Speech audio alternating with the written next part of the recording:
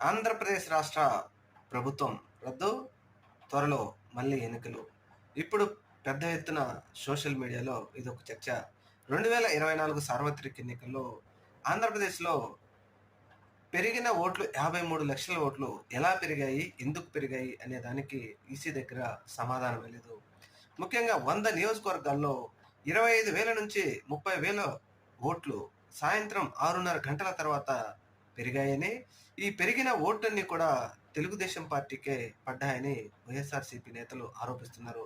అనేక నియోజకవర్గాల్లో ఈవీఎంల మీద, వాటి ఛార్జింగ్‌లు, బ్యాటరీల మీద కూడా అనుమానాలున్నాయని అనేక అనుమానాలు వ్యక్తం చేస్తున్నాయి. ఈ మధ్య కాలంలో ఈసీ కూడా వైఎస్ఆర్‌సీపీ నాయకులను పిలిచి వారి అన్ని అనుమానాలను తీసుకున్నప్పటికీ ఇప్పుడు పెద్ద ఎత్తున దీని గురించి సోషల్ మీడియాలో విస్తృతంగా ప్రచారం జరుగుతా ఉంది.